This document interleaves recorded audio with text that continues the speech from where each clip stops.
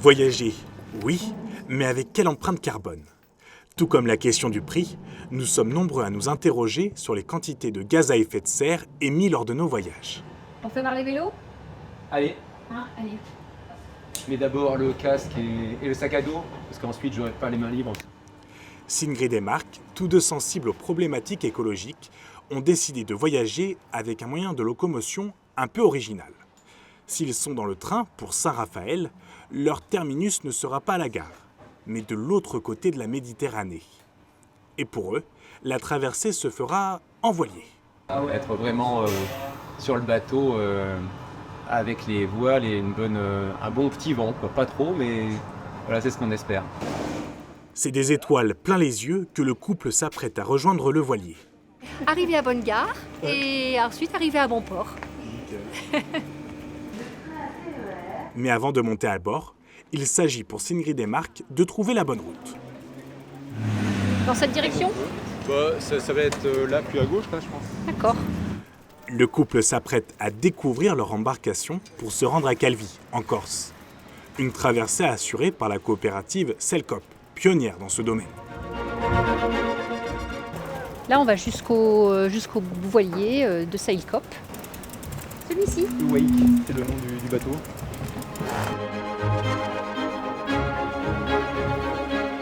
C'est à bord d'un voilier de 15 mètres qu'ils s'apprêtent à embarquer.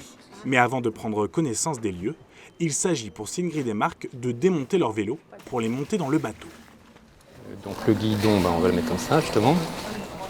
La météo est très clémente, une aubaine pour les passagers.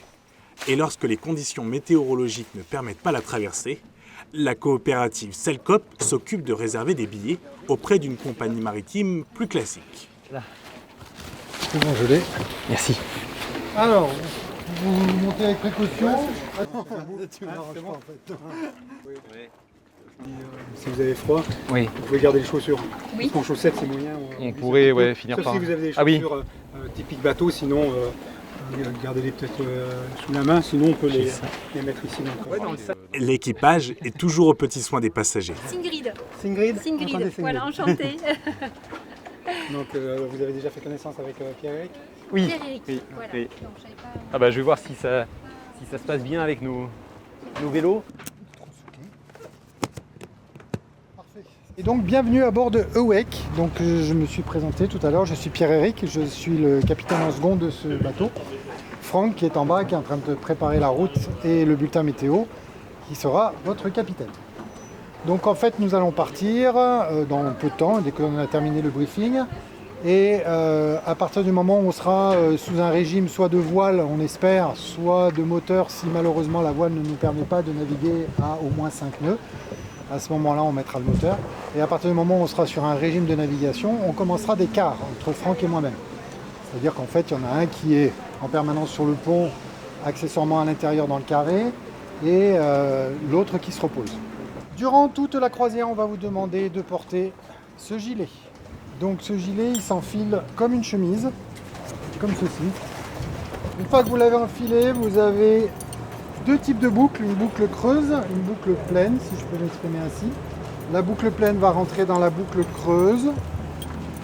Alors, entraînez-vous à les faire et à défaire parce que vous n'allez pas arrêter de les faire et de défaire dans la mesure où quand vous serez dans le carré, ça sera inutile de garder le gilet. Les 7 passagers du jour écoutent avec attention les conseils de Pierre-Éric. Voyager en voilier implique de passer par l'étape consigne de sécurité. Le second capitaine s'assure que tout le monde a bien compris les quelques règles avant de lever les voiles. Et pour l'équipage, c'est bientôt le moment de larguer les amarres. Dernière étape, prévenir le port de Calvi du départ imminent. Ok, je vous remercie. Passez un bon après-midi. Au revoir. Merci, vous aussi, bonne navigation, à bientôt. Ok, merci. Le prix de la traversée est fixé à 240 €. La jeune coopérative avait accueilli près de 200 voyageurs l'année dernière. L'objectif pour cette année, en accueillir 10 fois plus. À peine le voilier parti, le sourire se dessine déjà sur le visage de Franck. Cet habitué de la mer est dans son élément. Le moteur est allumé pour s'extraire de la zone portuaire. Les matelots du jour vont parcourir 200 km en moins de 24 heures. Mais pas question de laisser la propulsion carbonée allumée. Le port étant dépassé, les deux skippers s'attellent à dresser les voiles.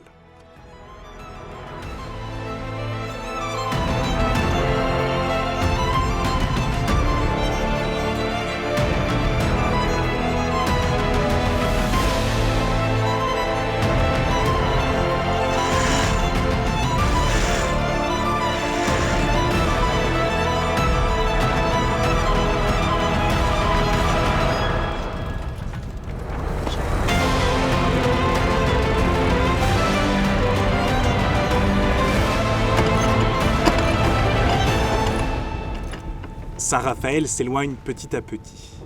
Et pour les passagers, c'est aussi l'occasion d'immortaliser le moment. Il est 14 heures passées. L'accostage sur l'île de Beauté ne se fera qu'au lendemain. Une traversée qui implique donc de dormir au plus près des vagues. Et pour Marc, c'est justement l'occasion de prendre connaissance de sa chambre. On dispose d'une belle cabine. On pourrait presque dire une suite parentale.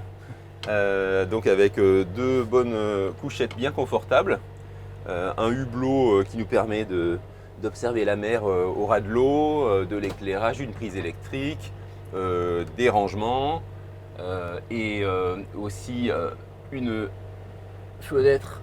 Et puis on a donc des portes qui se calent et ici donc une salle de bain complète avec lavabo, WC et douche. C'est impeccable. Ah, il y a tout ce qu'il faut, oui. Cette traversée, il l'attendait avec impatience. On cherchait à réaliser des vacances relativement proches, tout en restant original et en évitant de prendre soit la voiture, soit l'avion, soit le ferry. Et donc ça rentrait exactement dans nos critères. De faire à la fois quelque chose de différent, d'original et d'écologique. Pour beaucoup de passagers, c'est l'aspect bas carbone qui leur a donné envie de passer le cap. Il fait beau, il fait beau, il n'y a pas beaucoup de houle, donc c'est plutôt agréable pour l'estomac de chacun. L'impact écologique est bien moindre qu'une traversée en ferry ou en avion. Après, il faut prendre le temps de le faire. On ne peut pas amener sa voiture sur le voilier, on peut amener son vélo, mais c'est plus compliqué au niveau de la logistique. Et il faut avoir le temps. Une motivation écologique qui est déjà souvent omniprésente dans le quotidien des passagers.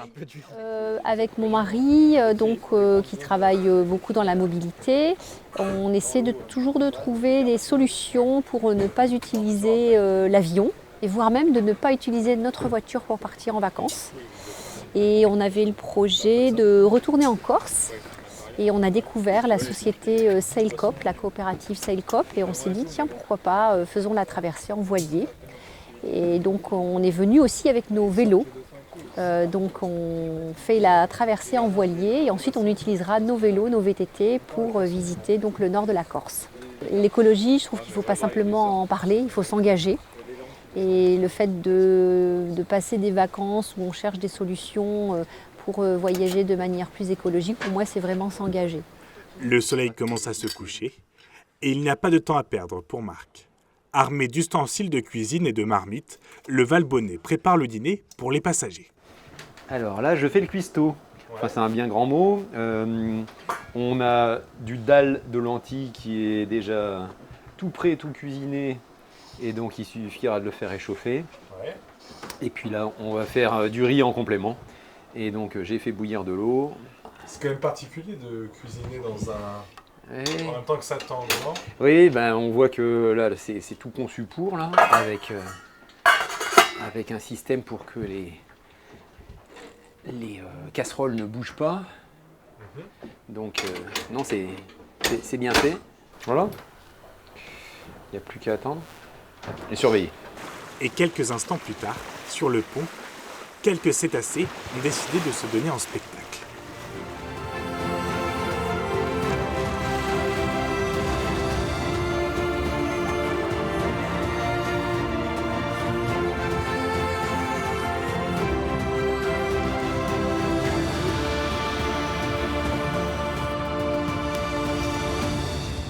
Un moment magique qui prend place dans le quotidien du capitaine, Franck. Cette proximité avec la faune marine est aussi un des aspects essentiels de cette traversée. Sur une petite unité comme ça, petite unité comparée au gros ferry, on est beaucoup plus proche de l'environnement, de la mer, et plus à même de voir et d'apprécier les mammifères marins, notamment les dauphins qu'on voit vraiment régulièrement.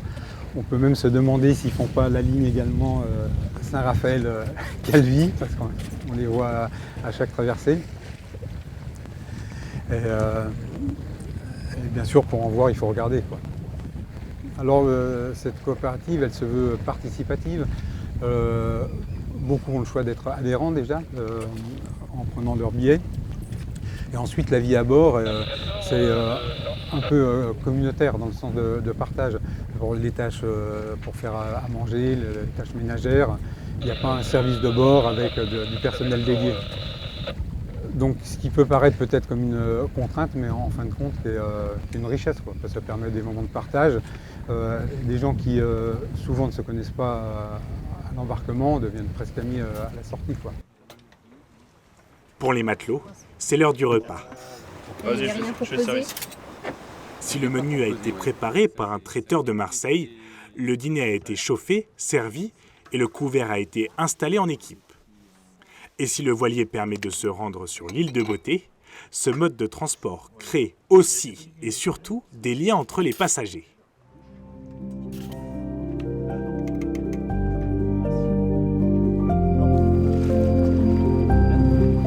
Au lever du soleil, les passagers les plus matinaux viennent profiter de la vue en petit déjeunant. Au bout de 15 heures de traversée, ce n'est pas forcément évident pour les voileux du jour d'appréhender les vagues. Pour ma part, ça a été un peu compliqué en fin de journée. Je pense que la fatigue est dedans et j'ai pas non plus le pied marin. Mais en fait, il y a eu une belle solidarité. On s'est échangé des petits médicaments et un peu de nourriture. Et la nuit, c'est plutôt bien passé. Donc ce matin, on a pu se lever pour voir le lever de soleil et c'était assez incroyable. C'est vrai que le voyage en voilier, c'est une chose à part entière. Ça n'a rien à voir avec l'avion ou le ferry, ça permet d'être aussi proche de la nature, de découvrir des gens, vivre une aventure vraiment dans un petit groupe. Comme le disait le capitaine un peu, c'est un peu une colonie de vacances où chacun vit sa propre aventure comme il le souhaite, mais proche de la nature surtout. Pour ma part, j'ai eu la chance de travailler en Corse l'année dernière. J'ai fait pas mal d'allers-retours, toujours un peu précipité par l'avion et les contraintes. Et donc là, ça me fait vraiment plaisir de découvrir un nouveau moyen de transport plus écologique pour relier la Corse depuis le continent. Aujourd'hui, on appelle vraiment à nouveau que ce moyen de transport se démocratise parce que rien qu'avoir cette possibilité d'être poussé par les vents, ça a quelque chose presque de magique. Donc, ouais, vraiment, je recommande à tous. Être concret dans ses ambitions écologiques, c'est aussi la volonté de Séverin. Pour lui, ce mode de transport était une évidence. Depuis quelques années, j'ai décidé d'arrêter de prendre l'avion. Et donc voilà, ça fait partie de cet objectif-là, et sans pour autant renoncer à profiter de la Corse. Donc c'est un super compromis. Et après, écoutez, on est tombé sur un bon équipage, sur un bon skipper, éco-skipper. J'espère qu'on a été des bons matelots. Et impeccable. Pour le second capitaine de Awake, Pierre-Éric, les passagers sont souvent déjà sensibilisés aux problématiques environnementales. En fait, j'ai été agréablement surpris. En fait, toutes les personnes, sans exception, qu'on a été amenés à transporter, sont tous des personnes qui sont sensibilisées par l'environnement, l'écologie. Et je dirais même plus, j'ai été étonné de voir qu'il y en a beaucoup qui sont professionnellement impliqués dans l'environnement, dans la protection, dans l'écologie. Le milieu marin a ce côté magique où on est surtout à la voile, tranquille, c'est très apaisant. Et puis très vite, les gens font connaissance et échangent sur leurs connaissances justement, et notamment avec ce point commun qui les relie tous, c'est l'environnement et l'écologie. Et la voile, c'est quand même un moment pour beaucoup de se retrouver face à des éléments silencieux. Voilà, juste pour ces éléments-là, ce retour aux sources Et cette tranquillité, je pense que ça vaut le coup de sauter le pas.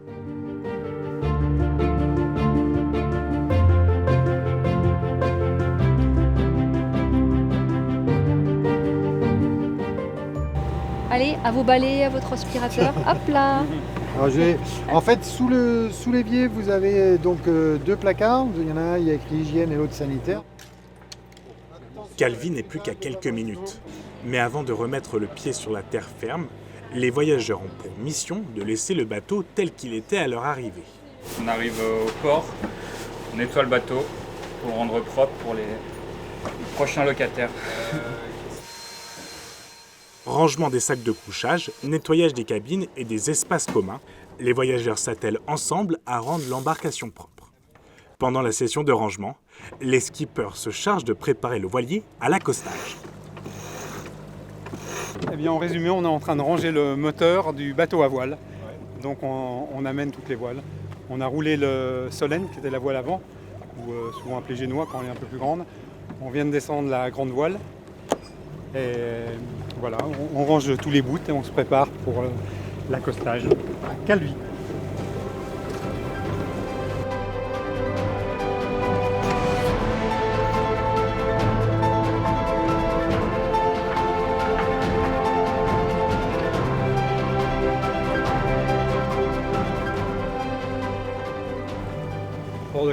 Port de Calvi, voilier Awake sur Canal 12.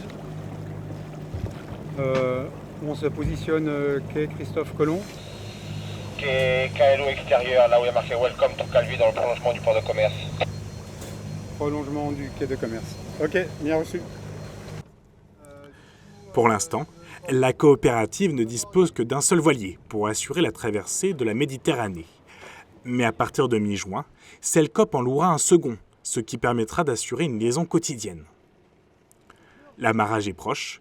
Pierre-Éric prépare les bouées et les cordes et s'apprête à accoster. Pour les passagers, le bonheur d'arriver à bon port se fait sentir. Mathieu, viens voir. Il y a l'arrivée au port. Ah ouais, magnifique. La citadelle, on a une vue depuis la mer là, de l'ensemble de la ville. Là, c'est chouette. Ces liaisons dureront jusqu'à mi-octobre. Et pour les opérer, la coopérative peut compter sur les 8 skippers qui les assurent. Depuis le début de cette 2e saison, les 8 places à bord de Awake sont quasiment occupées à chaque traversée. Et voilà, messieurs, dames, bienvenue à Calvi. Merci. Si les passagers se sont bien acclimatés à ce mode de locomotion et auraient bien passé encore quelques temps à bord, l'impatience de découvrir la Corse monte aussi. Et la plupart d'entre eux ont décidé de faire le trajet retour avec ce même mode de transport. Quant à Marc et Sigrid, ils arpenteront les routes de Haute-Corse à vélo avant le trajet retour dans une semaine. De quoi profiter de cette région unique. Allez, c'est parti pour la Corse.